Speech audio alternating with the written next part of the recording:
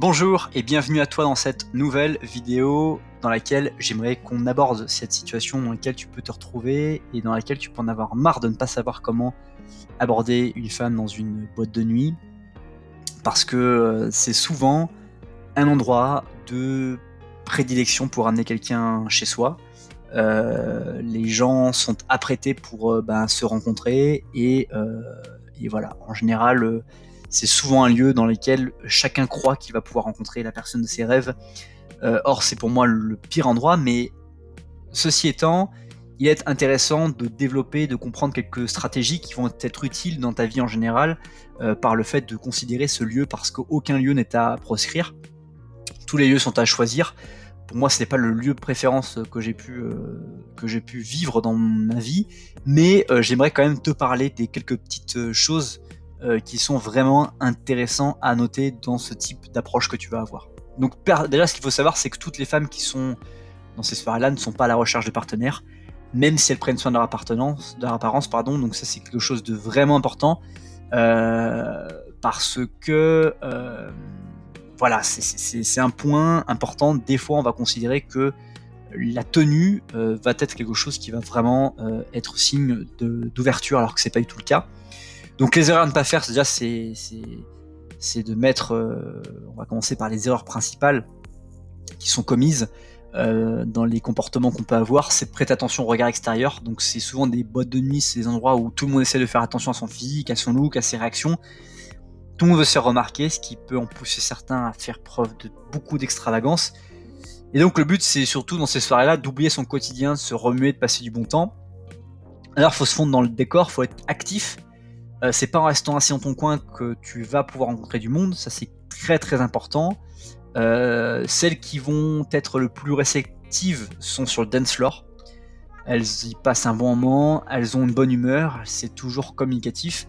Donc il va falloir que tu te libères de la pression que tu vas avoir sur tes épaules pour te lancer. Si tu ne sais pas lancer, ce n'est pas du tout important. Tu vas te rendre compte qu'en fait c'est qu'un prétexte, que là voilà, c'est vraiment les filles, elles sont en train en fait de chercher à attirer des mecs de confiance, des mecs qui ont confiance en eux. Comme tu vas le voir, il y a beaucoup de mecs qui n'ont pas confiance en eux. Et donc elles vont chercher justement à attirer ça. Même si tu sais pas danser et que tu viens et que tu gardes confiance en toi, même si tu sais pas danser, tu vas pouvoir lui l'intriguer et la motiver à savoir justement qui est derrière cette façon d'établir, enfin cette personne qui vient comme ça là-dessus. Donc aussi, ce qu'il faut garder en tête, c'est que c'est dans des endroits où les gens sont très serrés, il y a beaucoup de rapprochements, et donc que dès que tu rentres dans un tel endroit, on te remarque parce que tellement en fait physiquement les gens sont les uns proches des autres. Il va falloir que tu démontres que tu es une personne qui est douée de capacités sociales pour renouer des contacts rapides et que tu as l'habitude de le faire. Et le volume de la musique, ça va vraiment favoriser des conversations rapides, légères, et tu n'auras pas besoin de compétences philosophiques pour pouvoir lancer ça. C'est l'une des choses pourquoi j'aimais pas trop forcément ce type d'endroit, parce que la musique est trop forte en général, et que j'aime bien pouvoir échanger, pouvoir émotionnellement vivre quelque chose par une conversation, et que clairement on va être vraiment dans l'action, et c'est là où il va falloir être en mode one life. Plus tu vas échanger avec un nombre important de personnes, et plus tu augmentes ton capital de sympathie dans la soirée, qui va faire que les gens vont observer qui tu es. Donc en général, quand on est en boîte de nuit, la meilleure solution, ça va être d'aborder quelqu'un en début de soirée, d'aller dire bonjour, d'avancer vers la personne, parce que plus la soirée va avancer, plus en fait les gens vont être usés, plus les gens vont être fatigués.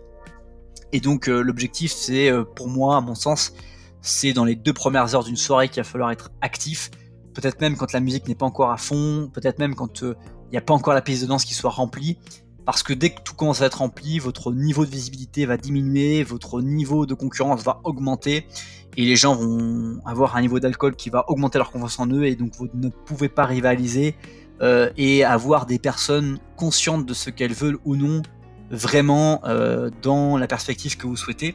Ça peut être ce que vous recherchez, mais clairement ce qu'il va falloir viser, c'est les 2 premières heures de votre arrivée pour pouvoir vous différencier de la masse, et ensuite éventuellement quitter la soirée même si vous avez payé les fameux 10 ou 15 euros de frais d'entrée, parce que c'est le prix à payer si vous voulez vraiment développer cette intelligence relationnelle dans ce type d'endroit. Aussi, une des clés, c'est pas se mettre la pression, c'est encore une fois garder en tête que c'est un jeu, que l'objectif c'est c'est pas votre priorité, cette démarche-là, votre capacité, votre priorité c'est de développer votre capacité à impressionner par votre charisme et votre détachement. La vraie raison pourquoi vous êtes sorti en boîte de nuit, c'est de passer du bon temps, de voir vos amis, de décompresser. Et c'est la raison numéro 1 que vous devez avoir, donc de jouer de ton sourire, de ta bonne humeur pour vivre l'instant présent. Et vraiment, c'est quelque chose qui est important. Donc dans ces dynamiques-là, vous pouvez chercher à vous familiariser avec le personnel du club, devenir un VIP, ça aura une puissance incontestée dans ce type de soirée. Qui va montrer que vous êtes quelqu'un qui vient souvent, qui va peut-être aussi être attractif pour des personnes pour qu'elles se mettent elles aussi à venir souvent, en fonction naturellement aussi de ce que vous avez démontré dans votre intelligence sociale. Si vous embrassez 3000 filles par soir dans la soirée, vous n'allez pas montrer que vous êtes quelqu'un de confiance, mais si au contraire vous êtes quelqu'un d'assez inaccessible, d'assez incertain, et dont l'intrigue est visible, vous allez créer quelque chose. Vous pouvez aller discuter avec le videur l'air de rien en sortant pour vous aérer dans la soirée, en l'interrogeant sur son expérience. Vous allez pouvoir aussi vous mettre les serveurs dans votre poche en commandant toujours les mêmes choses pour qu'ils puissent se souvenir de ce que vous voulez. Laisser des pourboires aussi d'1 ou 2 euros, hein, c'est pas grand chose. Aller tutoyer, aller remercier poliment quand ils te servent, de les questionner sur leur habitude. Et puis demander éventuellement de parler au manager si vous souhaitez avancer là-dedans. Voilà, le monde de la nuit c'est quand même quelque chose qui est très très spécifique, donc voilà, vous pouvez parler au DJ aussi, mais il y a plus ou moins plusieurs techniques. Observer les différents acteurs de la pièce de théâtre, parce que c'est une vraie pièce de théâtre, une boîte de nuit, et chercher à observer ce que vous pouvez en tirer et quelles sont les personnes qui naturellement vous attirent, celles qui vous repoussent. Éventuellement entreprenez des démarches. Voilà, voyez un petit peu le niveau de disponibilité des gens et testez. De manière générale, il va falloir que vous séduisiez grâce à votre contact physique. Dans les premiers moments que vous allez rencontrer, vous allez devoir user en fait de votre accolade, de votre main sur l'épaule ou sur un genou pour montrer votre intérêt. Évite l'intérieur des cuisses, des bras, du bassin, le ventre, les fesses, la poitrine. Lance une conversation.